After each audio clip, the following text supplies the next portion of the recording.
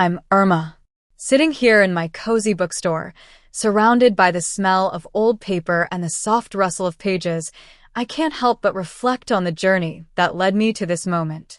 It all came to a head at a birthday party, a seemingly ordinary event that turned into a revelation. There I was, standing in the middle of a room filled with people I once considered almost family. The air was thick with tension as I watched the man I once loved, Leo, crumble before my eyes.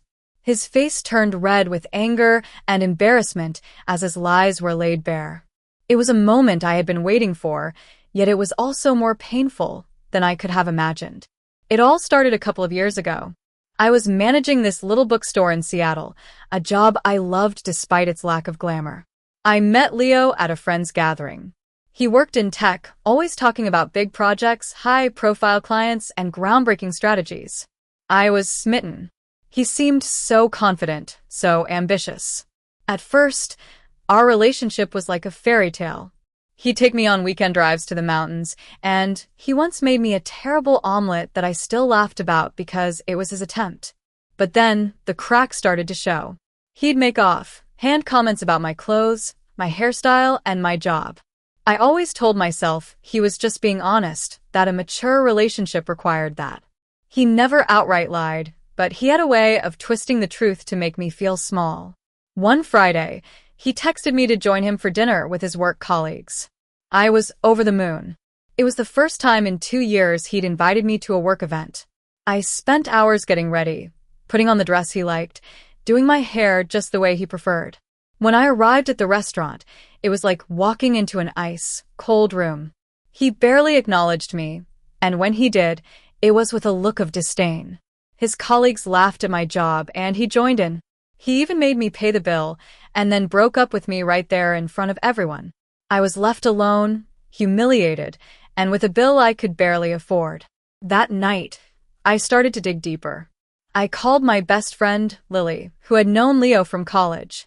She told me that he had always exaggerated about his work. I reached out to his coworker, Max, who confirmed that Leo was just an assistant, not the high-flying executive he claimed to be. 2 days before Leo's birthday party, I texted his cousin, Ryan. I found out that Leo had been telling his family he was about to be promoted to a high-level position and that he was going to propose to me. I knew I couldn't let him keep up the charade. Lily and I spent days gathering evidence. We had chat transcripts, screenshots, and a voice recording from Max. The day of the party, I walked into his house, wearing a simple black dress. Leo tried to warn me not to make a scene, but I was ready. When Max walked in with the evidence, the room fell silent. Leo's lies were exposed one by one. His parents were shocked, and he tried to blame me, but no one was buying it. He stormed out, leaving behind a room full of stunned people.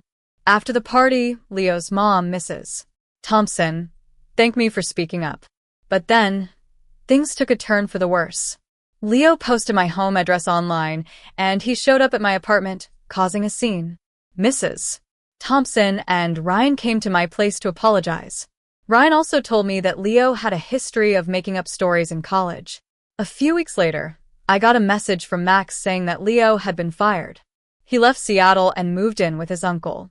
But he still tried to contact me through Instagram, sending me threatening messages. I blocked him and took steps to protect myself. Now I've moved on. I've made new friends like Ryan's sister, Ava, who is a breath of fresh air. I've also started taking writing classes and redecorated my apartment. I look back on those 2 years with Leo and feel a sense of relief. I'm grateful for the experience because it taught me to value myself and to never settle for less than I deserve.